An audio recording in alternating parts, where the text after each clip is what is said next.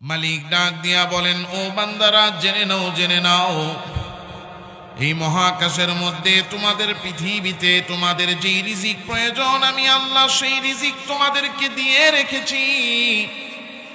আর তোমাদের জীবন জীবিকার জন্য যা যা প্রয়োজন সব আমি আল্লাহ এই দুনিয়াতে তোমাদেরকে দিয়েছি। রিজিক ছাড়া কোনো মানুষ টিকে না, রিজিক ছাড়া কোনো মানুষ বাঁচে না। রিজিক প্রত্যেকটা মানুষের প্রয়োজন, আর ওই রিজিক আমার আপনার জন্য দুনিয়াতে দিয়ে রেখেছেন কে? আমার আপনার মালিক, আমার আপনার রব আল্লাহ। কিভাবে আমাকে আপনাকে রিজিক দেয় একটু শুধু চিন্তা করে দেখেন। ও আমার ভাইয়েরা, বাবারা, আজকে আমি আর আপনি দুনিয়া চিনছি, টাকা চিনছি, ক্ষমতা চিনছি, সব চিনছি। আরে সন্তান তার মাকে চিনে, মা তার সন্তানকে চিনে, ভাই তার বোনকে চিনে, বোন তার ভাইকে চিনে, স্বামী তার স্ত্রীকে চিনে, স্ত্রী স্বামীকে চিনে, নেতা তার কর্মীকে চিনে, জনগণ তার নেতাকে চিনে। কিন্তু বড় দুঃখের বিষয়, আমি আর আপনি বান্দা গোলাম, আমি আর আপনি আমার আপনার মালিকরে আজ পর্যন্ত চিনতে পারি নাই। আল্লাহ তাআলা রব্বুল আলামিন বলেন, বান্দা দুনিয়ার এক একটা জিনিসের দিকে তাকাও, আর তুমি আমি আল্লাহ তাআলার পরিচয় দুনিয়াতে পেয়ে যাও। কারণ তোমারে দুনিয়াতে পাঠাইয়া আমি আল্লাহ তোমাদের জন্য রিজিকের ব্যবস্থা করে দিয়েছি। সুতরাং রিজিক দাতা যিনি, আমার আপনার খোদাও তিনি। জোরে বলেন কে? আল্লাহ তাআলা বলেন, একটুখানি শুধু মাটির দিকে তাকায় দেখো, আরে জান নাই, প্রাণ নাই, মৃত মাটিকে আমি আল্লাহ তোমাদের রিজিকের একেবারে মূল উৎপত্তি স্থল বানায়া দিছি। যেই মাটির মধ্যে কোনো জান নাই, কোনো প্রাণ নাই, ওই মাটির কোনো ক্ষয়ও নাই, ওই মাটির কোনো লয়ও নাই, কিন্তু ওই মাটি থেকেই তোমাদের জন্য পৃথিবীর সমস্ত রিজিক দান করেন কে? ওয়া আয়াতুল লাহুমুল আরদুল মাইতা আহইয়াইনাহা ওয়া আখরাজনা মিনহা হাব্বান ফামিনহু ইয়াকুলুন। মালিক বলেন, একেবারে মৃত মাটির দিকে তাকায়া দেখো। সূরা ইয়াসিন তো আমরা সবাই পড়ি, শুধু একটু অনুবাদটা দেখবেন। অনুবাদ দেখলে পেয়ে যাবেন কত সুন্দর করে আমার আপনার রব বলেন, ও বান্দা তোমাদের জন্য মাটির মধ্যে আমি আল্লাহ তাআলা নিদর্শন রেখে দিয়েছি। মাটির দিকে একটু তাকাইয়া দেখো, মাটি মৃত, তার ভিতরে জান নাই। ওই মৃত মাটির মধ্যে তোমরা মৃত জিনিস তোমরা বীজ বপন করে দাও, ওই বীজের মধ্যেও কোনো জান নাই। যেই বীজ মাটিতে বপন করা হয় ওই বীজের মধ্যে কোনো জান আছে? কুমড়াটারে কাইটা ভিতর থেকে বিচিটারে যখন বের করে, ওই বিচির ভিতরে তাও একটু রসকস থাকে না? এই রসকসওয়ালা বিচিটারে রোদ্রের তাপে শুকায় ভিতরের রসকস যা আছে সব নাই করে ফেলে। সব তো নাই হয়, শুকাইতে এটার যে ওজন থাকে, এটার যে চওড়া থাকে, একেবারে শুকায় অর্ধেক হয়ে যায়, কখনো কখনো 4 ভাগের 1 ভাগ হয়ে যায়। রসকস শুকায়া খালি হওয়ার পরে এরপরে এটারে দিয়া বীজ বানায়া শুকনা বীজটারে মাটির ভিতরে পুইতা দেয়। মাটি অমৃত, বীজ অমৃত, দুইটা মরা জিনিস রে এক করে মাটিটারে ফাঁক করে ভিতরে ঢুকায়া মাটিটারে চাপা দিয়া দেয়। এরপরে এখানে অল্প একটু পানি ঢাইলা চইলা আসে। আইসা রাতের বেলা ঘুম দেয়, সকালে গিয়া দেখে যে দুই মরা জিনিসটা একত্রিত হইয়া এমন এক জান তৈরি হয়েছে, যে জান মাটি ফাইটা এরপরে বের হয়ে গেছে। ওয়া আয়াতুল লাহুমুল আরদুল মাইতা আহইয়াইনাহা ওয়া আখরাজনা মিনহা হাব্বা। বান্দা তাকে দেখো, মৃত মাটি আর মৃত বীজ যখন একত্রিত হয়, আমি আল্লাহ দুই মরা জিনিসের ভিতর থেকে তোমাদের জন্য ফসল বের করে দেই, আর ওই ফসল তোমরা রিজিক হিসেবে গ্রহণ করো। বলো তো বান্দা, তোমাদের রিজিক দাতা কে? ও বান্দা, আমি আল্লাহ যে তোমাদের রিজিক দাতা। তোমরা শুধু একটু তাকায়া দেখো গবাদি পশুগুলোর দিকে, আরে তুমি মানুষ তো খাবার খাও, দুনিয়ার যত সুস্বাদু দামি খাবার, সব দামি খাবার, দামি ফল ফ্রুটগুলো আর দামি দামি সুস্বাদু খাবারগুলো মানুষ খায়। মানুষ দামি খাবার খায় আর সেগুলো নাপাকি হয়ে বের হয়। মানুষ যেই জিনিসের ঘ্রাণও সহ্য করতে পারে না, স্বাদও সহ্য করতে পারে না, ওই বিষাক্ত ঘাস লতা পাতা খাওয়ার পরে মানুষের জন্য সুমিষ্ট দুধ গায়ের থেকে আর ওই ছাগি থেকে আর মহিষ থেকে, মহিলা যারা আছে তাদের থেকে সুন্দর সুস্বাদু মানুষের সুপেয় দুধ বের করে দেন কে? ওয়া ইন্না লাকুম ফিল আনআমি লাইবরা, মালিক বলেন তোমাদের জন্য গবাদি পশুর মধ্যেও আমি আল্লাহ রেখেছি শিক্ষা।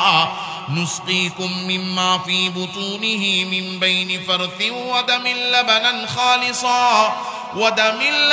খালিসা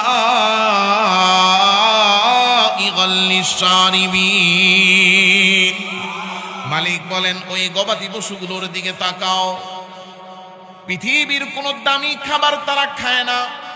মানুষ তুমি উচ্ছিষ্ট যা ফালাও সেই উচ্ছিষ্ট খায়, তুমি যা খাও না ওই গরু ছাগল তা খায়। মাঠের ঘাস তুমি খাও না, ওই গরু ছাগল খায়। তুমি কলা খেয়ে ছিলকা ফালাও, ওই ছিলকা গরু ছাগল খায়। তুমি আসল জিনিস নিয়ে ভুসিটা আর খড় আর কুড়াটা দাও, ওইটা গরু ছাগল খায়। ওই গরু ছাগল খাওয়ার পরে তার পেটের ভিতরে রক্তও আছে, গোবরও আছে। রক্ত আর গোবরের ভিতর থেকে তোমার জন্য সুস্বাদু সুপেও না শুধু, খাইতেও স্বাদ লাগে, সুপান করতেও মজা লাগে, আবার তোমার শরীরের জন্য উপকারী দুধ ওই রক্ত আর গোশত আর ওই গোবরের ভিতর থেকে বলো বান্দা রিজিক হিসেবে বের করেন কে? আরো জোরে বলেন কে? আরে এত জ্ঞান আর বিজ্ঞান দুনিয়ার মধ্যে তৈরি হলো, ঘাস লতা পাতা আর গোবর রক্ত মিক্সড করে আজ পর্যন্ত দুধ বের করার যন্ত্র কেউ বানাইতে পারে নাই। মালিক বলে তাকে দেখো গরুর দিকে, ছাকির দিকে, উটনির দিকে, আমি আল্লাহ তাআলা রব্বুল আলামিন তাদের পেটে রক্ত আর গোবরের ভিতর থেকে তোমাদের জন্য সুপেয় দুধের রিজিকের ব্যবস্থা করে দিলাম। আমার আপনার রব, আমার আপনার মালিক এত বড় কুদরতওয়ালা, এত বড় রিজিক দেনেওয়ালা রব। ও আমার ভাইয়েরা বাবারা, একটু শুধু চিন্তা করে দেখি, আজ সব চিনলাম। টাকার নোটটা অন্ধ লোক চিনে, যে অন্ধ চোখে দেখে না। তার হাতে আপনি নোট দিয়া দিলে নোটটার উপরে আঙ্গুল দিয়া খুঁটে খুঁটে বলে ফেলবে কয় টাকার নোট এটা। আরে অন্ধ লোক টাকার নোট চিনে ফেলেছি, কিন্তু কেমন অন্ধের অন্ধ হইলাম আমি আর আপনি আজ পর্যন্ত আমার আপনার রব, আমার আপনার মালিক, আমার আপনার খোদার কুদরত সম্পর্কে জানলাম না। আরে এত বড় গরুর কথা বাদ দেন, আর এই বিশাল জমিন মাটির কথা বাদ দিয়া দেন। ছোট্ট একটা পোকা যার নাম হলো মৌমাছি, এই মৌমাছির ভিতর থেকেও আমার আপনার জন্য উপকারী মধুর রিজিক দান করেন কে? ওয়া আওহা রাব্বুকা ইলান নাহলি আনিত্তাখিযী মিনাল জিবালি বুয়ুতা ওয়া মিনাশ শাজারি ওয়া মিম্মা ইয়ারিশুন সুম্মা কুলি মিন কুল্লি সামারাত। আরে আল্লাহ তাআলা রব্বুল আলামিন নিজ কুদরতের মাধ্যমে সূরা নাহলের মধ্যে আল্লাহ তাআলা বর্ণনা করেন, আমি ছোট্ট মাছি, মাছি মৌ মানি মধু, মাছি মানি পোকা, মধুর পোকাকে আল্লাহ তাআলা রব্বুল আলামিন ওহী নাযিল করেন। মানে ওই ছোট্ট মৌমাছির মাথার মধ্যে আল্লাহ ঢেলে দেন। ওই ছোট্ট মৌমাছিটা দেখবেন গাছের মধ্যে, বড় পাহাড়ের চূড়ার মধ্যে, বাড়ির যেই সমস্ত সানসেট আছে জানালার উপরে, ওই সানসেটের মধ্যে বিভিন্ন উঁচু জায়গায় সুন্দর করে ওরা বাসা বানায়। আল্লাহ বলেন আনিত্তাখিযী মিনাল জিবালি বুয়ুতাও ওয়া মিনাশ শাজারি ওয়া মিম্মা ইয়ারিশুন। তাদের বাড়ি বানানোর ধরনটা এমন, বাড়িটা পুরা ঝুলে থাকে। সুম্মা কুলি মিন কুল্লি সামারাত।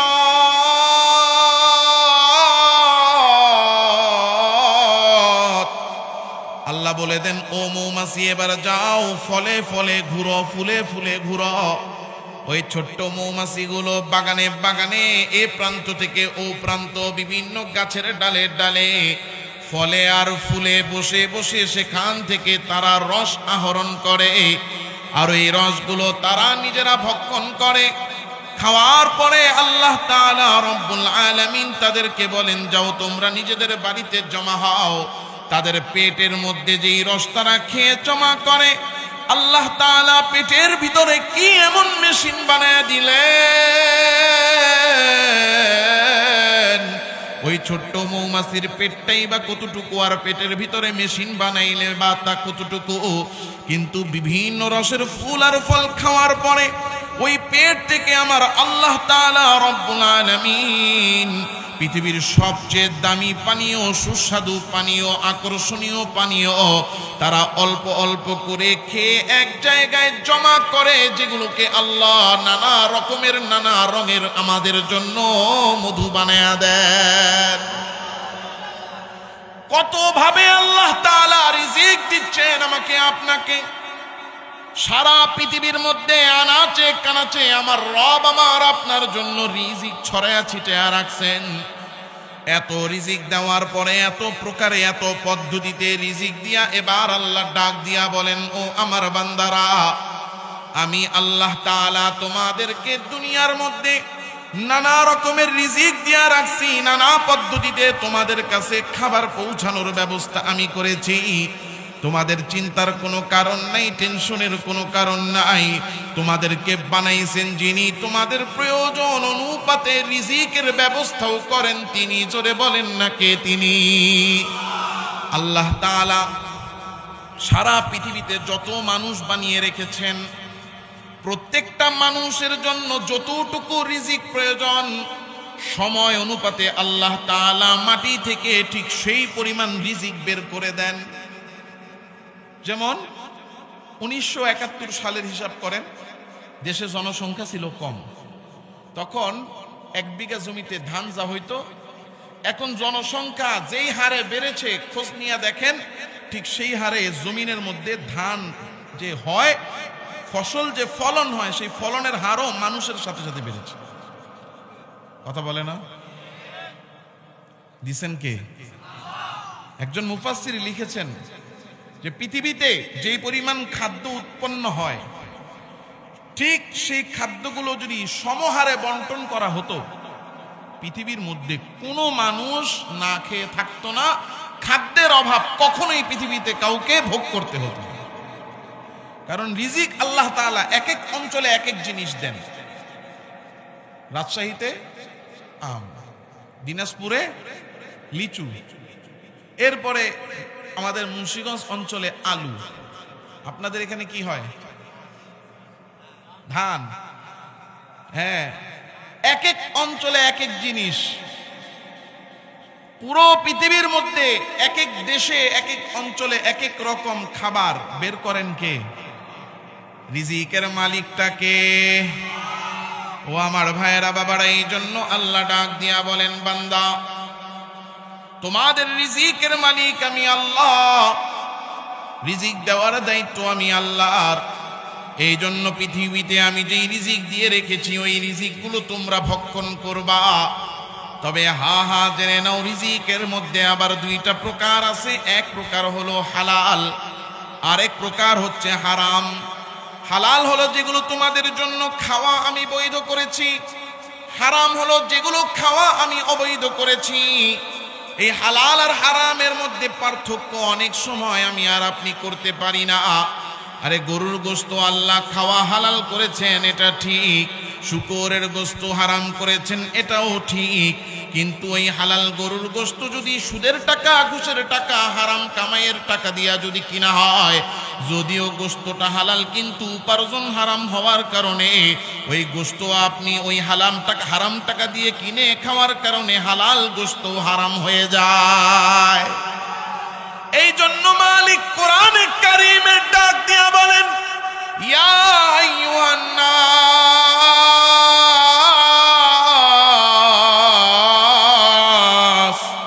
কুলু মিম্মা ফিল আরদি হালালান তাইয়্যিবা। ও আমার দুনিয়ার বান্দারা, দুনিয়ার মানুষেরা, জেনে নাও তোমাদেরকে আমি আল্লাহ রিজিক দেই, রিজিক দেওয়ার মালিক আমি আল্লাহ। দুনিয়ার রিজিক তো তোমরা খাবা, তবে শুধুমাত্র যেগুলো তোমাদের জন্য উত্তম হালাল করা হয়েছে ওই হালাল আর উত্তম খাবারগুলা খাও। তোমরা কেউ হারাম খাও না, হারামের কাছেও তোমরা যাও না। আজকে আমরা মুসলমানরা জেনে বুঝে মদ খাই না, জেনে বুঝে শুয়োর খাই না, শুকর খাই না, পায়খানা হারাম, প্রসাব হারাম, ওইগুলা খাই না ঠিক, কিন্তু হারাম উপার্জন দিয়া হালাল খাদ্য কিনে খাই আর মনে মনে ভাবি হালাল। না না, আল্লাহ বলে দিয়েছেন কুলু মিম্মা ফিল আরদি হালালান তাইয়্যিবা। শুধু শুকর খাইবা না, কিন্তু সুদের টাকা দিয়া গরুর গোশত কিনা খাইবা না। না, জেনে নাও, জেনে নাও, কিছু আছে যে খাবারটাই হারাম, আর কিছু আছে উপার্জন হারাম হওয়ার কারণে হালালটাও হারাম হয়ে যায়। এই জন্য তুমি দুনিয়াতে খাইবা, রিজিক গ্রহণ করবা, তো শুধু হালালটা করবা, আর হালাল উপার্জন দিয়া কামাই করে করবা। হারাম উপার্জন তোমরা কেউ করবাও না, হারাম উপার্জনের রিজিকও গ্রহণ করবা না। আজকে আমি আর আপনি আমাদের সমাজে চাক্ষুষ হারাম, যেটা সুদ, শুকর, মদ, এইগুলা চাক্ষুষ হারাম থেকে বাইচা থাকি, কিন্তু উপার্জন হারাম, সেটা থেকে আমরা বেঁচে থাকি। কথা কয় না? বলেন তো, দিনে দিনে চুরির পরিমাণ কমতেছে না বাড়তেছে? দিনে দিনে সুদের পরিমাণ কমতেছে না বাড়তেছে? যত দিন যাচ্ছে ঘুষের পরিমাণ কমতেছে না বাড়তেছে? যারা ঘুষখোর, সুদখোর, তারা শুধু ধর্মীয় দৃষ্টিকোণ থেকেই দোষী না, বরং অর্থনীতি নষ্ট করার, ধ্বংস করার পিছনেও তাদের অবদান, তাদের কুকর্ম আর কুকীর্তি সবার উপরে। কথা কয় না? এই জন্য আমার ভাইয়েরা, আল্লাহ তাআলা রব্বুল আলামিন আমাদেরকে বলতেছেন, ও বান্দারা, হালাল খাও। সুদ খাওয়া হারাম, সুদ থেকে বেঁচে থাকো। ঘুষ খাওয়া হারাম, ঘুষ থেকে বেঁচে থাকো। দুর্নীতির কামাই করা হারাম, দুর্নীতি কামাই করা থেকে বেঁচে থাকো। দুনিয়ার মধ্যে টেন্ডারবাজি করে তুমি রাস্তার টেন্ডারই না, রাস্তা বানাইতে যায়া রাস্তার রডের বদলে বাঁশ ঢুকে দিয়া ইনকাম করবা, ওইটা হারাম। এই জন্য টেন্ডার এনে রাস্তার বিল্ডিং বানাইতে যায়া রডের বদলে বাঁশ ঢুকানো বন্ধ করো। কথা কোন ঠিক না বেঠে? এই জন্য আমার ভাইয়েরা, বাবারা, আল্লাহ তাআলা বললেন হালাল খাওয়ার জন্য। আজকে আমরা হালাল খাই না, হারাম ছাড়তে পারি না। আমাদের মনের মধ্যে শুধু আফসোস আর ভয়, মনের মধ্যে শুধু লোভ আর আকাঙ্ক্ষা, যে আরো কেমনে বেশি কামানো যায়, আরো কেমনে বেশি কামানো যায়। এই যে দুনিয়ার লোভ আমরা অন্তর থেকে বের করতে পারি না, আর আল্লাহ যে আমার প্রয়োজন অনুপাতে আমাকে আপনাকে রিজিক দিবেন, ওই বিশ্বাস আমরা করতে পারি না। এই জন্য সূরার ঘরের সূরারা 1, 2, 4, 5, 10 কোটি না, বরং দেশের হাজার হাজার কোটি টাকা পাচার করে দেয়। কথা কোন ঠিক না বেঠি? হাজার হাজার কোটি টাকা যেই চোরার ঘরের চোরারা দেশ থেকে পাচার করে, ও খায়া জীবনে শেষ করতে পারবে? 10,000 কোটি টাকা ও একা কেন, একটা বড় একটা ডাইনিং টেবিল বানায়া শুধু 1,000 টাকার নোট দিয়া ওই 10,000 কোটি টাকা একসাথে রাখবে না। যেই চোরার ঘরের চোরাই চুরি করছে, পরে শহর 14 গোষ্ঠীর ওই ডাইনিং টেবিলে বসে আছে, টাকা খায়া শেষ কর পারবে? এরপরও হাজার হাজার কোটি টাকা পাচার করতেছে, চুরি করতেছে, কলমের খোঁচায় দেশের সম্পদগুলো হরণ করে নিচ্ছে।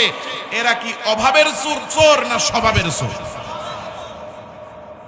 এই জন্য আল্লাহ বলতেছেন, অন্তরের মধ্যে মৃত্যু ভয় রাখতে হবে, হারাম থেকে বাঁচতে হবে। রিজিকের ভয়ে কখনো, রিজিকের আশায় আরো বেশি খাবো, বেশি পাবো, এই আশায় আমি আর আপনি যে হারাম কামাই করব, হারাম কামাই যেন না করি, হারাম খাবার যেন না।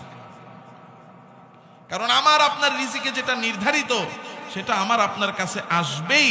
আমি হালাল পথে থাকলেও আসবে, হারাম পথে থাকলেও আসবে। কামাই বেশি করলেই যে বেশি খাওয়া যায়, এটা সত্য না মিথ্যা? এই জন্য দেখবেন, টাকা পয়সা যাদের বেশি হয়ে যায়, রোগও তাদের বেশি হয়ে যায়। তখন ডাক্তার খালি এই যে দেখেন না ডাক্তার জাহাঙ্গীর কবির, সুস্থ থাকার কত মন্ত্র আমাদেরকে দিতেছেন। কই আমার গ্রামে যেই চাচারা, যেই বাবারা, যেই ভাইয়েরা খেতে খামারে কাজ করে, তাদের এত কিটো ডায়েট আর জাহাঙ্গীর লাইফস্টাইল ফলো করা লাগে? কথা কয় না। কয়েকদিন আগে হবিগঞ্জ গেছি, এক মুরব্বী আসছেন, বয়স হবে 90 বছর বয়স। খোদার কসম, আমি আর উনি, আমরা দুইজন যদি এই মাঠের মধ্যে যদি দৌড় প্রতিযোগিতা করি যে না 5টা চক্কর দিতে হবে, 90 বছর বয়স্ক মুরব্বী, মনে হচ্ছে যে উনি 5টা চক্কর দিয়াও সুস্থ থাকবে, আমি 5টা চক্কর দিতেও পারবো না দৌড় দিলে। আমারও যদি বলে 5টা রাউন্ড দিতে হবে, এই মাঠ আমি 5 রাউন্ড দিতে পারবো না। আর ওনারা যদি বলে 5টা দেওয়ার পরে আরো 5টা দেওয়ার ক্ষমতা ওনার থাকবে। আজকে যত রোগ বালাই আমাদের মধ্যে, এর মূল কারণ আমাদের রিজিকের মধ্যে আজকে ভেজাল ঢুকে গেছে, আমাদের ইয়াকিনের মধ্যে ভেজাল ঢুকছে, আল্লাহর প্রতি আমাদের বিশ্বাসের মধ্যে আজকে ভেজাল ঢুকছে, রিজিক আজকে হারাম ঢুকছে, কামাইয়ের মধ্যে হারাম ঢুকছে। এই জন্য আমাদের শরীরের ভিতরেও রোগ ঢুকছে। কারণ আমার আপনার জন্য রিজিক নির্ধারণ করে রেখেছেন কে? আমি আর আপনি যদি মালিকের উপরে ইয়াকিন করে বিশ্বাস করে আমার রিজিক নির্ধারিত যা আমার কাছে আসবে এই বিশ্বাস করে যদি হারাম থেকে বাঁচতাম, তাহলে আমার আপনার কাছে যথা সময়ে প্রয়োজন অনুপাতে রিজিক পাঠানোর দায়িত্ব কার হাতে? আজকে আমি আর আপনি মুখে বলি রিজিকের মালিক আল্লাহ, কিন্তু আমাদের ইয়াকিন নাই, বিশ্বাস নাই। এই জন্য আজকে আমরা হারামে জড়ায়া যাই, সুদে জড়ায়া যাই, ঘুষে জড়ায়া যাই। যারা ব্যবসা করে হালাল ব্যবসাটারেও মিথ্যা বলে হারাম বানায়। ব্যবসায়ী ব্যবসা করতেছে, কাস্টমার এসেছে, পণ্য একটা হাতে নিয়েছে, নেওয়ার সাথে সাথে জিজ্ঞাসা করছে দাম কত, কয় 10 টাকা। 10 টাকায় নিলে আল্লাহর কসম করে বলি কিনা দাম, এই কথাটা বলছে, কিন্তু আসলে 2 টাকা লাভ রেখে মিথ্যা বলল। বলেন তো মিথ্যার কারণে হালাল ব্যবসা হারাম হইল না হালাল থাকলো? এই যে আমি আর আপনি আজকে ইয়াকিন নাই, যদি ইয়াকিন করতাম আমার রিজিকে যদি থাকে কাস্টমার কিনবেই। কারণ আমি এত টাকা ইনভেস্টমেন্ট করে মাল নিয়ে দোকানে বসছি লাভ না করার জন্য না, বরং লাভ করার জন্যই। এই জন্য আমার আপনার অন্তরটাকে সাফ করতে হবে, হালাল উপার্জন করব, হালাল খাবো। কারণ রিজিক নির্ধারিত, আল্লাহর দায়িত্ব নিয়ে রাখছেন, রিজিক আমার কাছে আসবে। এই ইয়াকিন যদি কেউ অন্তরে রাখে, কোনোদিনও অভাব তাকে স্পর্শ করতে পারবে না। আজকে আমি আর আপনি মুখে বলি আল্লাহ রিজিক দাতা, অন্তরের মধ্যে বিশ্বাস নাই। অন্তরের মধ্যে বিশ্বাস না থাকার কারণে আমার আপনার কাছে রিজিকও আসে না। সাহাবায়ে কেরাম রিদওয়ানুল্লাহি তাআলা আলাইহিম আজমাইন, তাদের অন্তরের মধ্যে আল্লাহ তাআলার প্রতি অগাধ বিশ্বাস ছিল। আল্লাহ রিজিক দাতা, রিজিক দিবেন, আল্লাহ তাআলা কাউকে অভুক্ত রাখেন না। এই বিশ্বাসটা কেমন ছিল, কেমন ছিল আজকে আমাদের মধ্যে নাই। এই জন্য হারামে জড়ায়। সাহাবায়ে কেরাম ইয়াকিনও করছেন, এই জন্য আল্লাহ আসমান থেকেও রিজিক পাঠাইছেন। কেমন ইয়াকিন ছিল সাহাবায়ে কেরামের? ইয়ামেন শহরের নাম শুনছেন? ইয়ামেন শহর থেকে নবীজি সাল্লাল্লাহু আলাইহি ওয়াসাল্লামের জামানায় নবীজি যখন মদিনার মধ্যে নবীজি সাল্লাল্লাহু আলাইহি ওয়াসাল্লাম রাষ্ট্র বানাইছেন, সারা পৃথিবী থেকে মুসলমান নবীজির কাছে মদিনায় আসতেন। আয়েশা, যারা মুসলমান না তারা ইসলাম গ্রহণ করতেন, যারা মুসলমান তারা তাদের সমস্যার কথা নবীকে বলতেন, জানার থাকলে জানতেন, শিখার থাকলে শিখতেন। ইয়ামেন থেকে নবীজি সাল্লাল্লাহু আলাইহি ওয়াসাল্লামের কাছে একটা কাফেলা এসেছে, একদল সাহাবী এসেছেন। ওই সাহাবীদের মধ্যে 2 জন নামকরা সাহাবী ছিলেন। একজন হলেন হযরত আবু মুসা আশআরী, আরেকজন হলেন হযরত আবু মালিক আশআরী রাদিয়াল্লাহু তাআলা আনহুমা।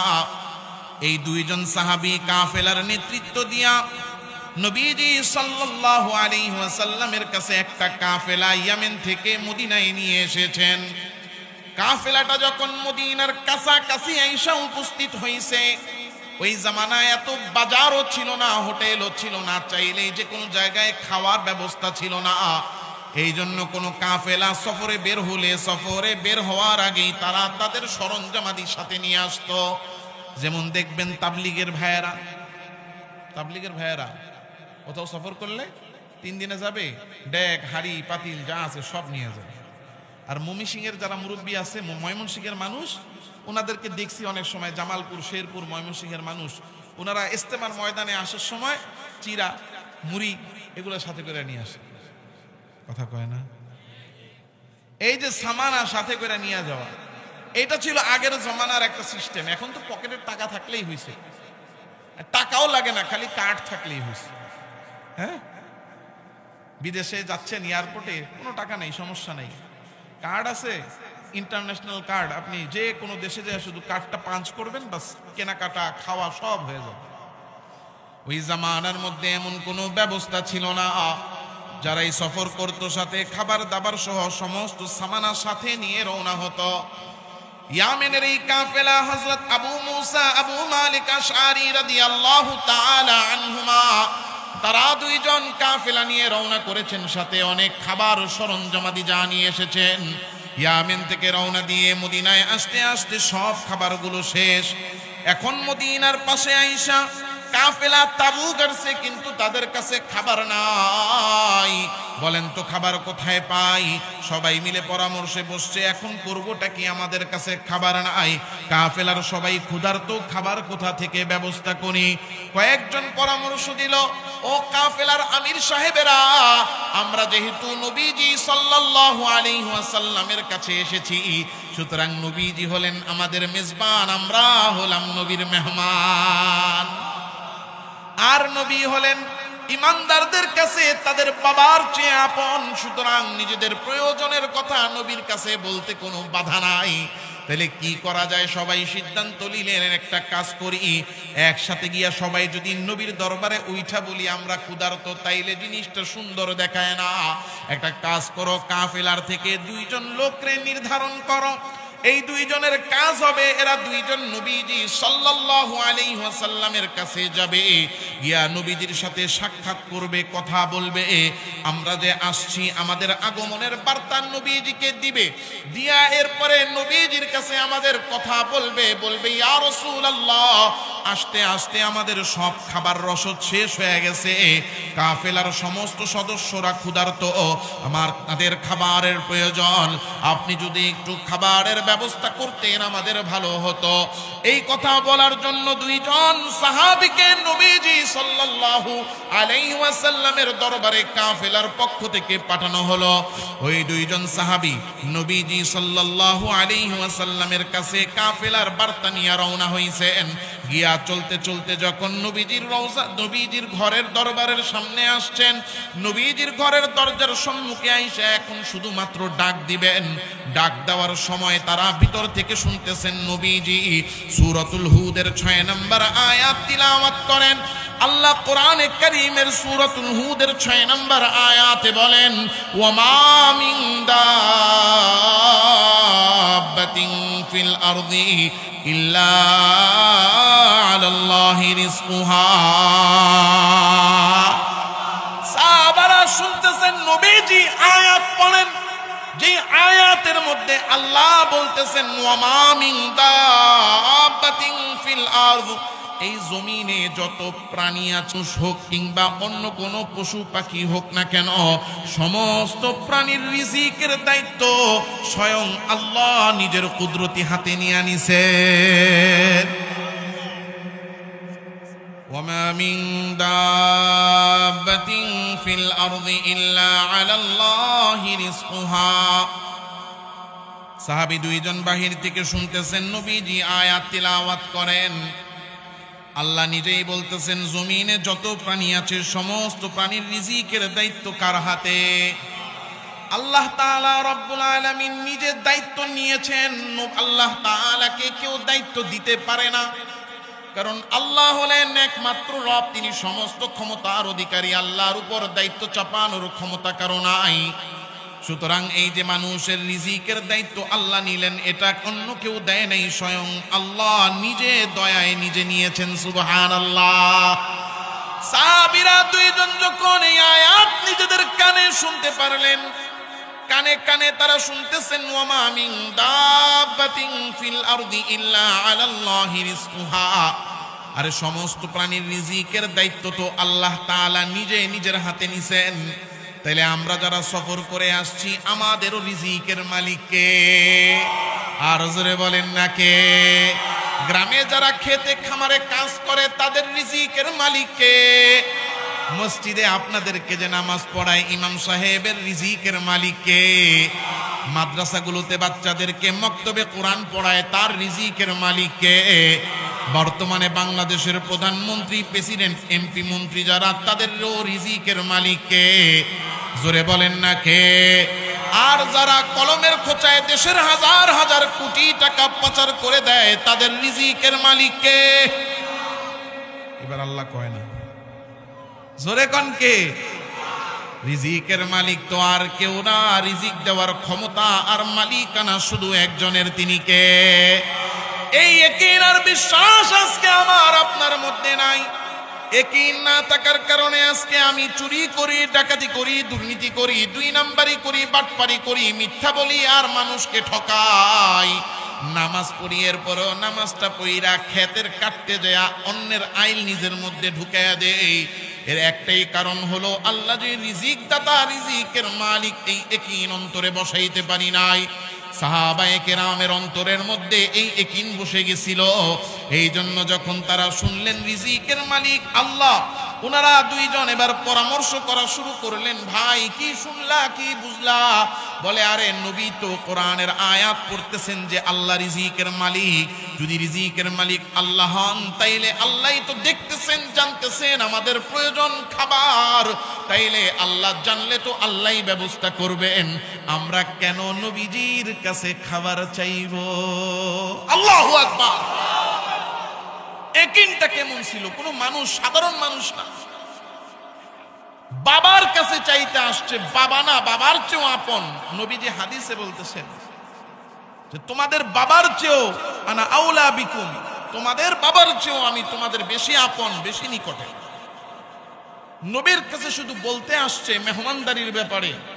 আয়াত শুনে বলতেছে যে না, আল্লাহই তো রিজিক দিবেন, তাহলে নবীকে কেন বলবে? এই কথা চিন্তা করে দুজন আর নবীর সাথে দেখাও করেন নাই, নবীর কাছে প্রয়োজনের কথাও বলেন নাই। সুবহানাল্লাহ! দুজন সুন্দর করে ফিরে গেছেন। কাফেলার লোকেরা যে যার কাজে ব্যস্ত, ওনারাও কারোর সাথে কোনো কথা বলেন নাই। দুইজন দুই কোনায় বসে গেছেন। কিছুক্ষণ পরে দেখা গেল দুইজন লোক কাফেলার কাছে আসছে। একজনের হাতে বড় একটা পাত্র, পাত্রের মধ্যে রুটি বানানো, সুন্দর থরে থরে সাজানো। আর একজনের হাতে বড় একটা পাত্র, ওই পাত্রের মধ্যে গোশত ভুনা করা। দুইজন এসে ডাক দিয়া বলে, কাফেলার আমির সাহেব, এই যে আপনাদের জন্য মেহমানদারির ব্যবস্থা। সবাই মেহমানদারির এই খাবার পেয়া আর কোনো কথা নাই, গ্রহণ করে খানা খাইতে বসে গেছেন। খানা খাওয়া শেষ, দেখা যাচ্ছে যেই খাবার দিয়া গেছে এখনো অনেক খাবার বেঁচে আছে। আমি আর আপনি যদি হইতাম তাইলে বলতাম, খাবার যা বেঁচে গেছে এগুলো রেখে দাও রাতের জন্য। কথা কয় না? বলতাম রাতের বেলা কি খাবো, রাতের খাবারেরও তো ব্যবস্থা নাই। সুতরাং যা আছে সুন্দর মতো জাল জুল দিয়া গরম কইরা রাখো, যাতে রাত পর্যন্ত নষ্ট না হয়। আমি আর আপনি হইলে এই কাজ করতাম। সাহাবীরা কেমন ছিলেন, ইয়াকিন আর বিশ্বাস আল্লাহর উপরে কেমন ছিল। খাবার শেষ হওয়ার পরে আবার পরামর্শ ডাকছে, বলো তো ভাইয়েরা কি করা যায়, খাবারগুলো বেঁচে আছে। সমস্ত সাহাবীরা বলতেছে, যেহেতু আল্লাহর নবীর দরবার থেকে এই খাবার এসেছে, আমরা তো দুপুরের খাবারের জন্য আবেদন করেছিলাম। দুপুরের খাবার সবাই তৃপ্তি সহকারে খাওয়ার পরেও বেঁচে গেছে, মানে এগুলো আমাদের জন্য না। আর নবীর দরবারে কখন কোন মেহমান আসে এটার তো ঠিক নাই। আমরা ইয়ামেন থেকে এসেছি, হয়তো আরেক দল মক্কা থেকে আসবে, আরেক দল শাম থেকে আসবে। সুতরাং বেঁচে যাওয়া খাবারগুলো যদি নবীর দরবারে ফেরত পাঠানো হয়, তাইলে নবী অন্য আরো মেহমানদেরকে খাওয়াতে পারবেন। তাইলে একটা কাজ করো, খাওয়ার পরে যা বেঁচে গেছে ওই খাবারগুলো নবীর দরবারে পাঠায়া দাও। দুইজন ব্যক্তিকে জিম্মাদারি দিয়া একজনের হাতে রুটির পাত্র তুইলা দেওয়া হলো, আরেকজনের হাতে গোশতের পাত্র তুইলা দেওয়া হলো। দুজনকে পাঠিয়ে দেওয়া হলো নবীজির দরবারে। নবীজি সাল্লাল্লাহু আলাইহি ওয়াসাল্লামের দরবারে ওই দুইজন সাহাবী দুইটা পাত্র নিয়ে আয়েশা হাজির হয়ে গেছে। আসসালামু আলাইকুম ইয়া রাসূলুল্লাহ, এই যে আপনি খাবার পাঠাইছেন, খানা খাওয়ার পরে বেঁচে গেছে, কাফেলার আমির সাহেবরা এই খাবারগুলো আপনার দরবারে ফেরত পাঠাইছে। আপনার এই বেঁচে যাওয়া খাবারগুলো রাখেন আর প্রয়োজন অনুপাতে আপনি ব্যবহার করেন, আমাদের দুপুরের খাবার হয়ে গেছে। নবীজি সাল্লাল্লাহু আলাইহি ওয়াসাল্লাম অবাক হয়ে বলেন, কোন কাফেলা থেকে খাবার আনলা আর আমি কোন কাফেলায় খাবার পাঠাইলাম আমার তো জানা নাই। বলে, ইয়া রাসূলুল্লাহ, রে আমরা তো ইয়ামেন থেকে এসেছি, আমরা দুইজনকে পাঠাইছিলাম আপনার কাছে খাবার নেওয়ার জন্য। দুইজন এসে আপনার কাছে বলে যাওয়ার কিছুক্ষণ পরেই তো আপনি দুইজনকে দিয়া এই খাবারগুলা পাঠাইছেন। নবীজি সাল্লাল্লাহু আলাইহি ওয়াসাল্লাম তো আল্লাহর নবী, পয়গম্বর আরবি, দো জাহানের সরদার, আকায়ে নামদার, মদিনা কা তাজদার হাবিবুল্লাহ মুহাম্মাদুর রাসূলুল্লাহ সাল্লাল্লাহু আলাইহি ওয়াসাল্লাম বুঝে ফেলছেন কিছু একটা হইছে। নবীজি এবার বললেন, ঠিক আছে, যাও তোমাদের জামাতের আমিরদেরকে গিয়ে বলো আমি ডেকেছি। নবীজির ডাকের সাথে সাথে আমিররা সহ সবাই যখন নবীজির দরবারে এসে হাজির হইছে, নবীজি এবার জিজ্ঞাসা করলেন, কি হয়েছে বলো। বলেন, ইয়া রাসূলুল্লাহ, আমরা তো কাফেলার দুইজনকে খাবারের জন্য পাঠাইছিলাম। বলে, কোন দুইজনকে খাবারের জন্য পাঠাইছিলা, দাঁড় করাও। ওই দুইজন সাহাবী এবার দাঁড়াইছে। নবীজি জিজ্ঞাসা করেন, তোমরা আমার কাছে কখন আসলা, কি হলো একটু খুলে বলো। দুইজন ডাক দিয়া বলে, ওগো আল্লাহর নবী, আমরা এসেছিলাম আপনার কাছে খাবারের প্রয়োজনের কথা বলার জন্য। যখন দরজার সামনে দাঁড়ায় শুনলাম আপনি কোরআনের আয়াত তিলাওয়াত করেন, ওয়ামা মিন দাব্বাতিন ফিল আরদি ইল্লা আলাল্লাহি রিজকুহা, সমস্ত প্রাণীর রিজিকের দায়িত্ব স্বয়ং আল্লাহ নিজে নিজের দায়িত্বে নিয়েছেন। আমরা তখন ভাবলাম, আল্লাহ যেহেতু রিজিকের মালিক, দায়িত্ব নিয়েছেন, তাইলে আমরা আপনার কাছে কেন চাইবো। এই জন্য না চায়া আল্লাহর উপরে ইয়াকিন করে চলে গিয়েছিলাম। এরপরেই তো আপনার দরবার থেকে খাবার গেছে। নবীজি এবার ডাক দিয়া বলে, জেনে নাও, জেনে নাও, তোমরা দুইজন আল্লাহ তাআলার উপর ইয়াকিন করার কারণে আমি জানিও না আমার দরবার থেকেও খাবার যায় নাই, আল্লাহ স্বয়ং জান্নাত থেকে ফেরেশতা দিয়া তোমাদের জন্য খাবার পাঠাইছেন। ইয়াকিন এমন জিনিস আমি আর আপনি ইয়াকিন বানাইতে পারি নাই। রিজিকের মালিক আল্লাহ, যেখানেই থাকি না কেন আল্লাহ রিজিক আমাকে আপনাকে দিবেনি, কোনো সন্দেহ নাই। আরে দুনিয়ার মধ্যে মানুষ তো শুধু খাবার নিয়ে চিন্তা করে, অথচ তাকায়া দেখেন দুনিয়ার জমিনে কত প্রাণী আছে যেই সমস্ত প্রাণী কোনো ফসল ফলায় না, ওই সমস্ত প্রাণী খাবার পিঠে নিয়েও ঘুরে না, ওই সমস্ত প্রাণী কোনো খাবারের আয়োজনও করে না, ইন্তজামও করে না, চাষবাস করে না। এরপর ওই প্রাণীগুলোকে রিজিক দান করেন কে? ওয়াকাআইয়িম মিন দাব্বাতিন ফিল আরদি লা তাহমিলু রিজকাহা, জমিনে এমন অনেক প্রাণী আছে যেই প্রাণীরা কাঁধে রিজিক নিয়ে ঘুরে না। এরপরও আল্লাহু ইয়ারযুকুহা ওয়া ইয়াকুম, সকালবেলা নীর থেকে খালি পেটে যেই পাখি বেরোয়, সারাদিন ঘুরার পরে সন্ধ্যাবেলা পেট ভরে তারা তাদের নীরে ফিরে যায়। বলেন তো ওই পাখিকে রিজিকটাকে পৌঁছায়? আল্লাহ বলেন, আল্লাহু ইয়ারযুকুহা, ওই প্রাণী থেকে, পাখি থেকে নিয়ে শুরু করে বনের যেই সমস্ত পশু আছে, যেমন বাঘ, ভাল্লুক, সিংহ থেকে শুরু করে সমুদ্রের তলদেশের মাছ, এমনকি পিপিলিকা আর পাথরের ভিতরের ছোট পোকা, এমনকি মানুষ সহ সমস্ত প্রাণীর রিজিক দেন কে? আমি আর আপনি শুধু ইয়াকিন করি না, আল্লাহর উপর বিশ্বাস করি না। হযরত মূসা আলাইহিস সালাতু ওয়াস সালামের ঘটনা তাফসীরুল কবীরের মধ্যে ইমাম ফখরুদ্দীন রাজি রাহিমাহুল্লাহ উল্লেখ করেছেন। হযরত মূসা আলাইহিস সালাতু ওয়াস সালাম মিশর থেকে মাদায়েনে চলে গেছেন ফিরাউনের সৈন্যদের হাতে ধরা পড়ার ভয়ে। যাওয়ার পরে সেইখানে তিনি 10টা বছর ছিলেন। কয় বছর? 10 বছর থাকার পরে সেখানে তিনি বিবাহ করেছেন স্ত্রী সহ, এবং তার যেই সম্পদ ছিল গবাদি পশু, এইগুলা নিয়ে 10 বছর পরে তিনি পুনরায় মিশরে ফিরে আসছেন। মিশরে যেই রাত্রে তিনি ফিরে আসছেন, ওই জামানার মধ্যে তো রাস্তাও ছিল না, গাড়িও ছিল না, চলাচলের জন্য পাহাড়ি পথ বেয়ে বেয়ে চলতে হতো। দিনের বেলা রওনা করেছেন, তার সাথে তার স্ত্রী হলেন গর্ভবতী। গর্ভবতী স্ত্রী আর সাথে কিছু পশু, গবাদি পশু, ছাগল গরু, এইসব। এইভাবে চলতে চলতে দিন পার হয়ে সন্ধ্যা হয়ে গেছে। পার্বত্য অঞ্চল মানে পাহাড়ি অঞ্চলের মধ্যে দিনের বেলা থাকে গরম, রাতের বেলা থাকে ঠান্ডা, প্রচন্ড শীত পড়েছে। কিন্তু হযরত মূসা আলাইহিস সালাম অনেক চেষ্টা করার পরেও কোনো আগুন জ্বালাইতে পারতেছেন না। অনেক চেষ্টা করতেছেন, আগুন জ্বলে না। আগুন যখন জ্বলে না, পড়ছেন এক পেরেশানি। এক তো শীত, সাথে গবাদি পশুগুলো, সাথে গর্ভবতী স্ত্রী, সবারই তো কষ্ট হচ্ছে। আর চতুর্দিকে অন্ধকার, আলো নেই, গরমও নাই। এখন আলোর জন্য আগুন দরকার, আবার সবার উষ্ণতার জন্য আগুন দরকার। অনেক চেষ্টা করেও আগুন জ্বালাইতে পারে না। ফালাম্মা কাদা মূসাল আজালা ওয়াসারা বিআহলিহি আনাসা মিন জানিবিত তুর নূরা। আল্লাহু আকবার। হযরত মূসা আলাইহিস সালাতু ওয়াস সালাম দেখতে লাগলেন আগুন জ্বালাইতে পারি না। এমন সময় তুর পাহাড়ের দিক থেকে হযরত মূসা একটা আলো দেখতে পাইলেন। আলো দেখে তিনি মনে মনে বুঝতে লাগলেন, চিন্তা করতে লাগলেন, এই বনের মধ্যে তো কোনো আলো থাকার কথা না, কারণ বনের বাঘ ভাল্লুক আর যাই পারুক না কেন, তারা তো আগুন জ্বালাইতে পারে না। আল্লাহু আকবার। পৃথিবীতে এত প্রাণী আছে, মানুষ আশরাফুল মাখলুকাত, মানুষ সবচেয়ে জ্ঞানী প্রাণী। কারণটা কি? কারণ মানুষকে আল্লাহ তাআলা মেধা দিয়েছেন। বাঘের শক্তি বেশি হলেও বাঘের মধ্যে মানুষের মতো মেধা নাই। এই জন্য বনের কোনো প্রাণী আগুন জ্বালাইতে পারে না, কিন্তু আগুন জ্বালানো মানুষের জন্য কোনো চুটকির ব্যাপারও না। ফালাম্মা কাদা মূসাল আজালা ওয়াসারা বিআহলিহি আনাসা মিন জানিবিত তুরি নারা قال لأهلهم كثوا إني آنست نارا لعلي آتيكم منها بقبس أو أجد على النار هدى।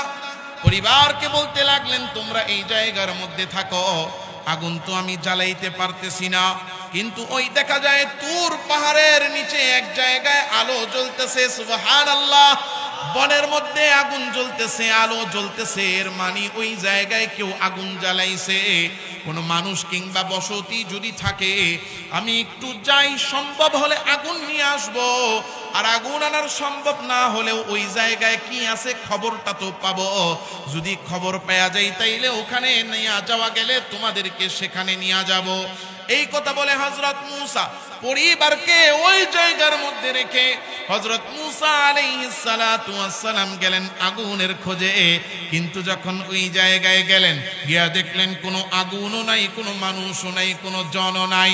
ফালাম্মা আতাহা নুদিয়া মিন শাতিল ওয়াদিল আইমানি ফিল বুকাতিল মুবারাকা মিনাশ শাজারা। হযরত মূসা গিয়া দেখেন মানুষ নাই, কোনো আগুন নাই, একটা গাছের ভিতর থেকে অটোমেটিক আলো জ্বলতেছে। কোথা থেকে এই আলো আসলো? হযরত মূসা বড় অবাক হয়ে গেছেন, হায়রে হায়, কোথা থেকে এই আলো আসলো? হযরত মূসা চতুর্দিক থেকে এই আলো আসার রাস্তা খুঁজতেছেন, কিন্তু কাউরে দেখেন না, কাউরে পানো না। হযরত মূসা খুঁজে খুঁজে ডাক দিয়া বলেন, এখানে কেউ আসো কিনা? কে আসো, কে আসো? আলো কোথা থেকে আসলো? এমন আলো তো জীবনেও দেখি নাই। কে আসো, কে আসো? এমন সময় হযরত মূসা কানে কানে শুনতেছেন, আইয়া মূসা ইন্নী আনাল্লাহ। ও মূসা, তুমি কারে খোঁজো? এখানে দুনিয়ার কোনো মানুষ নেই, কোনো জন নেই, কোনো প্রাণী নাই। এই জায়গায় আসো শুধু তুমি আর আছি আমি, তোমার রব, আসমানের রব, জমিনের রব। ইন্নী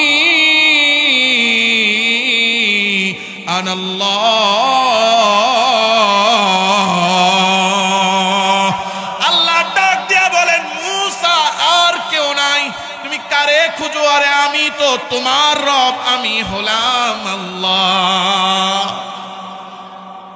ওই জায়গার মধ্যে আল্লাহ তাআলা রব্বুল আলামিন বলতেছেন, ইন্নী আনাল্লাহু লা ইলাহা ইল্লা আনা। আমি হলাম তোমার রব, আমি হলাম তোমার মালিক আল্লাহ। আর আমি তোমাকে বলতেছি, আমি ছাড়া কোনো ইলাহ নাই, আমি ছাড়া কোনো মাবুদ নাই। সুবহানাল্লাহ। আল্লাহ তাআলা রব্বুল আলামিন বলতেছেন ওয়া আন আলকি আসাক ও মূসা ইন্নী আনাল্লাহু রাব্বুল আলামিন, আমি আল্লাহ সমস্ত জগতের রব, তোমারও রব, তোমারও মালিক। সুতরাং তুমি রব হিসেবে ডাকো, তো ডাকবা শুধু একজন রে, কারে?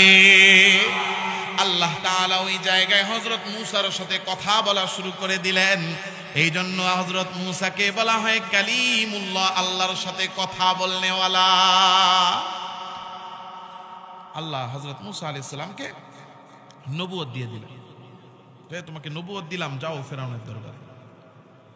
হযরত মূসা আলাইহিস সালাম বললেন, আল্লাহ ফেরাউন কি আমার কথা মানবে? বলে ঠিক আছে, নিদর্শন হিসেবে মুজিজা দিলাম। বলে আল্লাহ কি মুজিজা দিলেন? বলে উসলুক ইয়াদাকা ফি জাইবিকা তাখরুজ বাইদা, মূসা তোমারে মুজিজা দিলাম, তোমার হাতটা বগলের নিচে ঢুকাও। হযরত মূসা হাত বগলের নিচে ঢুকাইছেন, বগলের নিচ থেকে হাত ঢুকায়া হাত বের করছেন। এই যে দেখেন লাইটের ভিতর থেকে আলো জ্বলতেছে, ঠিক তেমন ভাবে হযরত মূসার হাতটাও আলোকিত হয়ে গেছে। এবার আল্লাহ বলেন আবার বগলের নিচে হাত ঢুকাও।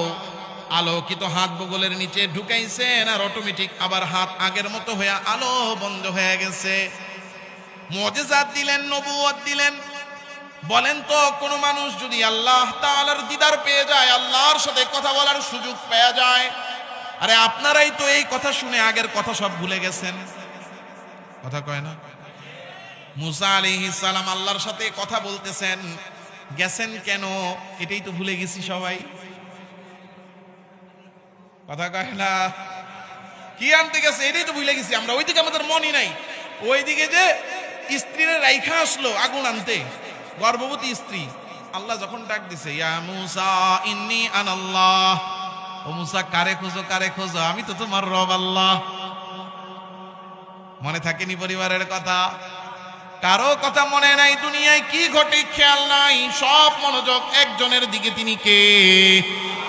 এইভাবে হযরত মূসা আলাইহিস সালাতু ওয়াস সালাম দীর্ঘ সময় আল্লাহর সাথে কথা বললেন, নবুয়ত নিলেন, মুজিজা নিলেন, সব নিয়ে এবার আল্লাহ যখন বললেন যাও মূসা তুমি তোমার কাজে যাও, হযরত মূসা আলাইহিস সালাম কথা বলা শেষ হওয়ার পরে হঠাৎ মনে হয়েছে যে আমি তো আমার পরিবার, গর্ভবতী তিনি, তার কোলের ঠান্ডায় আছেন, কষ্টে আছেন। হঠাৎ তার মনে পড়ছে পরিবারের কথা। মনে হওয়ার সাথে সাথে হযরত মূসা আলাইহিস সালাম পেরেশানি হয়ে গেছেন। আল্লাহ তাআলা রব্বুল আলামিন মনের খবর জানেন কি জানেন না?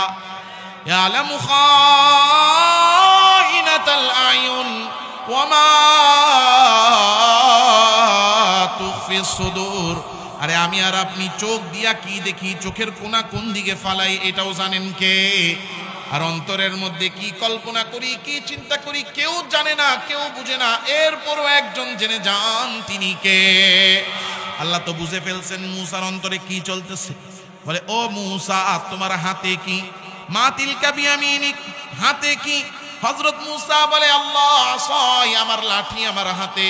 হযরত মূসা আলাইহিস সালামের সামনে বড় একটা পাথর ছিল। আল্লাহ বললেন তোমার সামনে কি? মা আমামাক, বলে আল্লাহ হাজার পাথর। আল্লাহ বললেন ইদরিব বিআসাকাল হাজার, ও মূসা তোমার হাতের লাঠি দিয়া পাথরের মধ্যে বাড়ি মারো। কোন বাপের বেটা আছে এই জায়গায় লাঠি দিয়া বাড়ি মেরে পাথর ভাঙবে? আসেনি? লাঠি একটা দিয়া এত বড় একটা পাথর দিমু, বাড়ি মেরে ভাঙতে পারবেন? 500 টাকা দিব, পারা যাবে? হযরত মূসা আলাইহিস সালামকে আল্লাহ যখন বললেন ইদরিব বিআসাকাল হাজার, সামনে যেই পাথর আছে লাঠি দিয়ে একটা বাড়ি মারো, হযরত মূসাকে হুকুমটা করছেন কে? হুকুম পালন করতে 1 সেকেন্ডও দেরি নাই, সাথে সাথে লাঠি দিয়া বাড়ি মারছে। বাড়িটা মারার সাথে সাথে পাথরটা 2 ভাগ হয়ে গেছে, ভিতর থেকে আরেকটা পাথর বের হয়েছে। আল্লাহ বলেন সামনে কি? কয় আল্লাহ পাথর বের হয়েছে। বলে ইদরিব বিআসাকাল হাজার, আবার তুমি তোমার হাতের লাঠি দিয়া পাথরে বাড়ি মারো। হযরত মূসা আলাইহিস সালাতু ওয়াস সালাম আবার ওই লাঠি দিয়া পাথরে বাড়ি মারছেন। এবার বাড়ি দেওয়ার সাথে সাথে আবার 2 ভাগ হয়ে গেছে, ভিতর থেকে আরেকটা পাথর বের হয়েছে। এবার আল্লাহ বলেন কি আসছে? বলে আল্লাহ আরেকটা পাথর বের হয়েছে।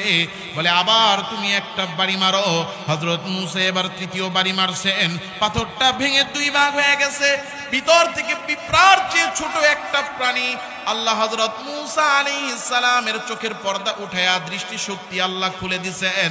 তিনি তাকায়া দেখতেছেন ছোট্ট প্রাণীটা তার মুখের ভিতরে এক লোকমা খাবার, সে খাবার খাইতেছে আর কি যেন বলতেছে।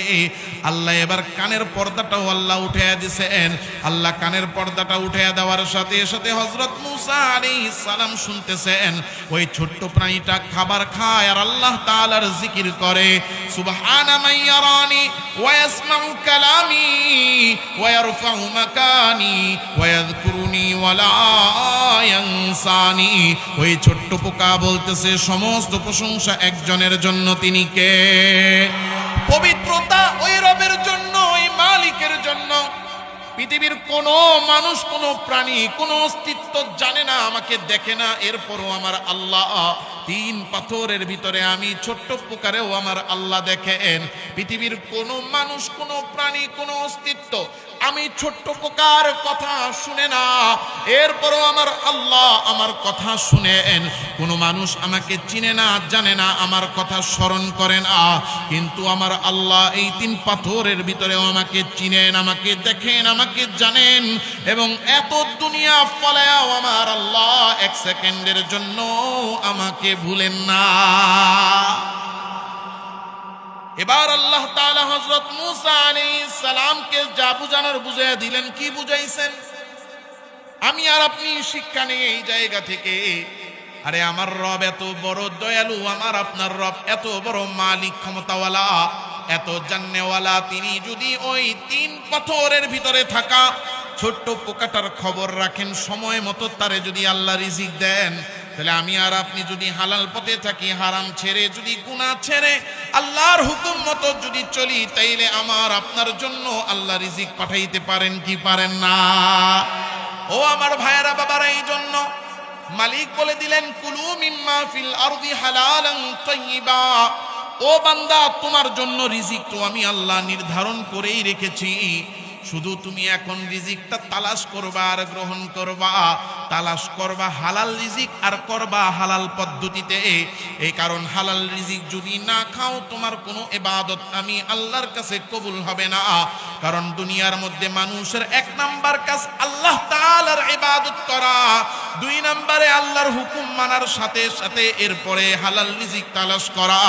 এই জন্য নবীজি সাল্লাল্লাহু আলাইহি ওয়াসাল্লাম বলেন যে কাসবুল হালালি ফরিদাতুন বাদাল ফরিদা। ফরজ নামাজের পরে, ফরজ রোজার পরে, ফরজ হজের পরে, ফরজ যাকাতের পরে বান্দার জন্য ফরজ ইবাদত হলো হালাল রিজিক তালাশ করা। কারণ আল্লাহ কোরআনে বলে দিয়েছেন ফাইদা কুদিয়াতিস সালাহ ফান্তাশিরু ফিল আরদি ওয়াবতাগু মিন ফাদলিল্লাহ। এক নাম্বার কাজ হলো নামাজ পড়ো।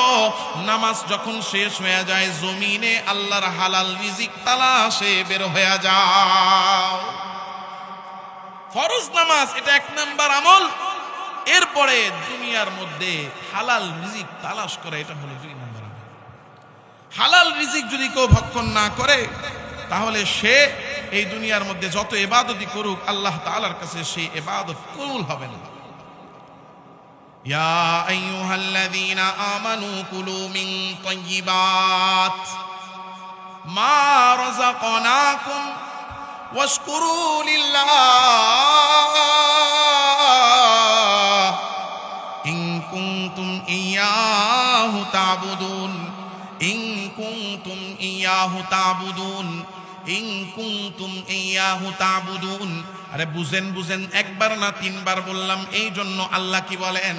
আল্লাহ বলেন তোমরা যদি আল্লাহর ইবাদত করো, আল্লাহর গোলাম হয়ে থাকো, তোমাদের ইবাদত যদি আল্লাহর জন্যই হয়ে থাকে, নামাজ যদি আল্লাহর জন্যই পড়ে থাকো, রোজা যদি আল্লাহর জন্যই রেখে থাকো, হজ যদি আল্লাহর জন্যই করে থাকো, যাকাত যদি আল্লাহর জন্যই দিয়ে থাকো, দুনিয়াতে দান সদকা যা করতেছো যদি আল্লাহর জন্যই করে থাকো, তাহলে তোমার জন্য কর্তব্য হলো কুলু মিন তাইয়্যিবাত।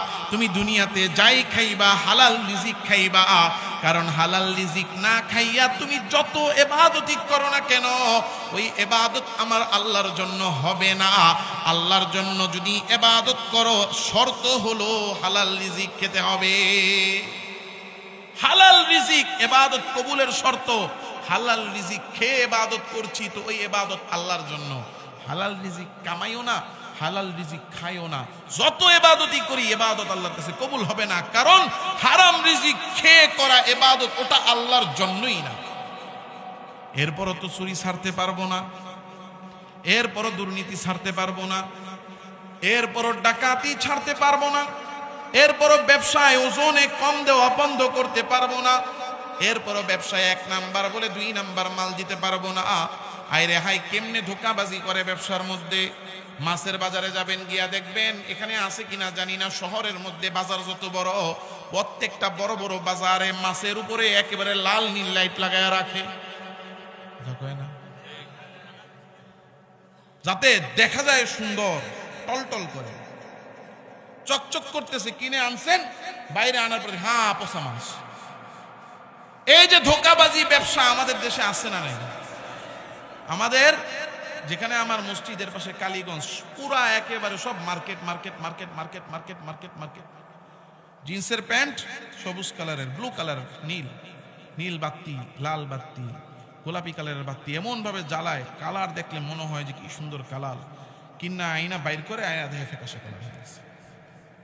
যত বড় বড় মার্কেট কাপড়ের দোকান গিয়ে দেখবেন সাদা লাইটের সাথে লাল লাল এক ধরনের লাইট লাগায় রাখছে। খোদার কসম, কাপড়ের রং যেমন আছে তার চেয়ে একটু ভালো লাগবে দেখতে, কাস্টমার আকৃষ্ট হবে, এই নিয়তে কেউ যদি লাগায় তো এই নিয়তেই যাতে দেখা যেন পছন্দ করে, কালারটা যেন আরেকটু যা আছে তার চেয়ে ভালো লাগে। এটা ধোঁকাবাজি ছাড়া কিছু না, এটা ধোঁকাবাজি ছাড়া কিছু না, মনে কষ্ট নিয়েন না।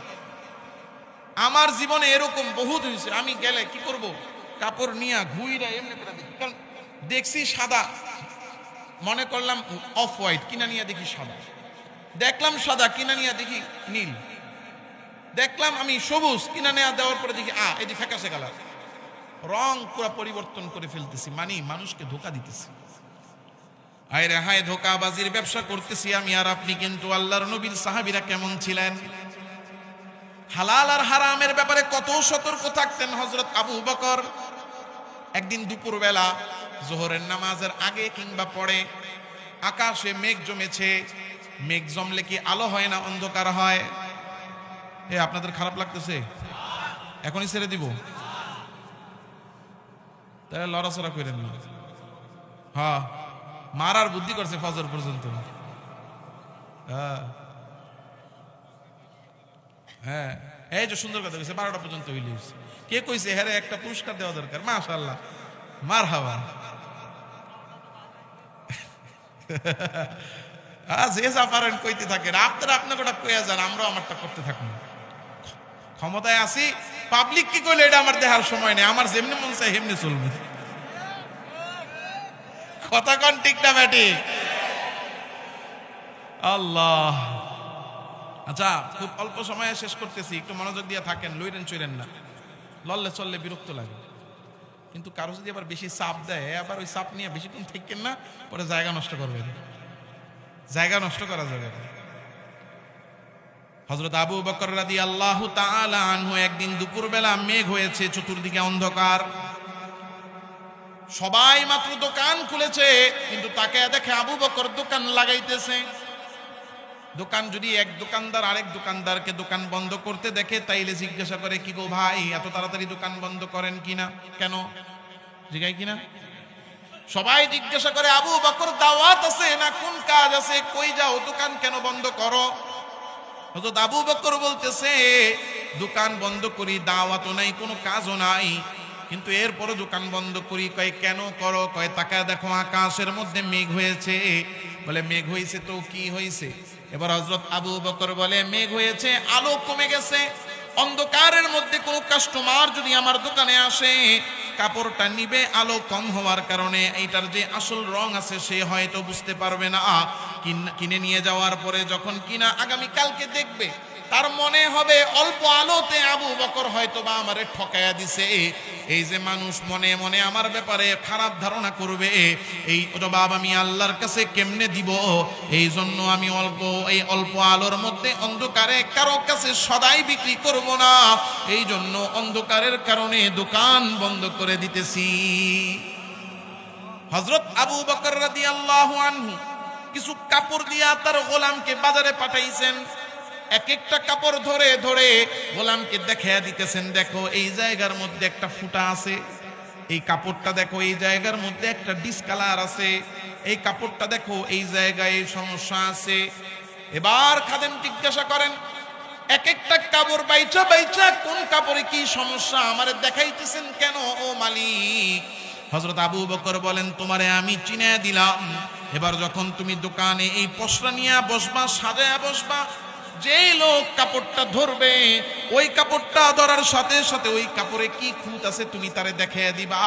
কারণ সবাই জানে আবু বকর সত্যবাদী আমানতদার ব্যবসায়ী, এই জন্য আমার দোকানে অনেকেই কাপড় না ঘাইটাই নিয়ে চইলা যায়, দেখা যাবে সে খেয়াল না করে একটা কাপড় কিনে নিয়ে গেছে, নেওয়ার পরে বাসায় গিয়া যখন দেখবে কাপড়টা ছিঁড়া কিংবা ফাটা কিংবা ফুটা, তখন তার কাছে মনে হবে আবু বকর আমারে ধোঁকা দিছে, যদিও আমি তারে ধোঁকা দেই নাই, কিন্তু তার অন্তরে তো ধারণা হবে।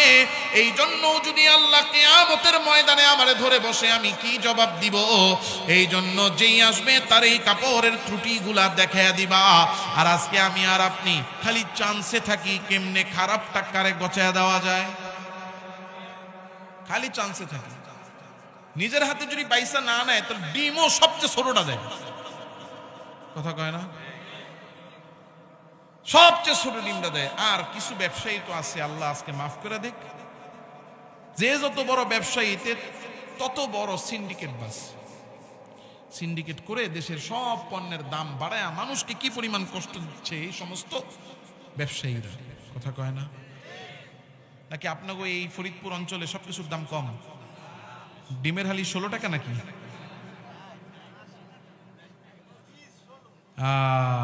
পিস 16।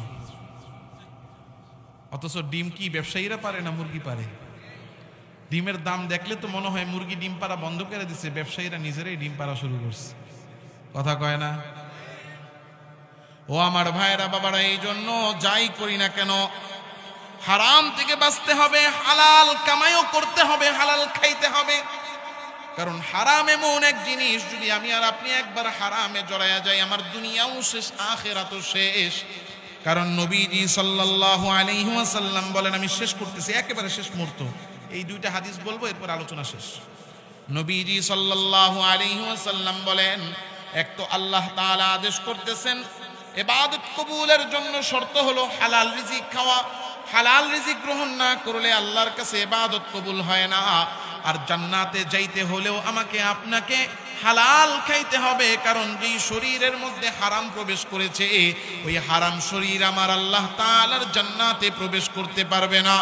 নবীজি সাল্লাল্লাহু আলাইহি ওয়াসাল্লাম বলেন, লা ইয়াদখুলুল জান্নাতা জাসাদুন ফিহি লাহমুন নাবাতা মিনাস সুহতি, ওই শরীর আমার আল্লাহর জান্নাতে প্রবেশ করবে না যেই শরীরের মধ্যে হারাম খাবার দ্বারা তৈরি গোশত আছে।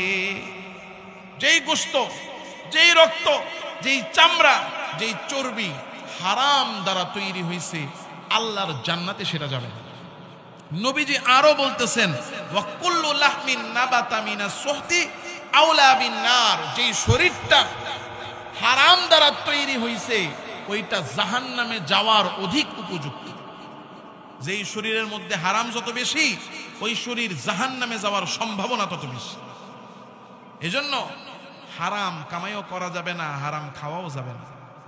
এখন আবার মানুষের মধ্যে আরেক শয়তানি বুদ্ধি আছে, 2 লাইনে কামাই করে। কয় লাইনে? কথা কয় না। একটা হালাল লাইন আর একটা হারাম লাইন। আমার জীবনে এক ঘটনা ঘটছে। একদিন আসরের নামাজের পরে আমি তখন ছাত্র, ওই সময় আমাদের এলাকার এক বড় আলেম, উনি, আমি আর আরেকজন, আমরা 3-4 জন বসে বসে গল্প করতেছিলাম। এমন সময় এক লোক আসছেন, উনি উকিল, অ্যাডভোকেট, উকিলও আবার সাথে উনি হোমিও ডাক্তার।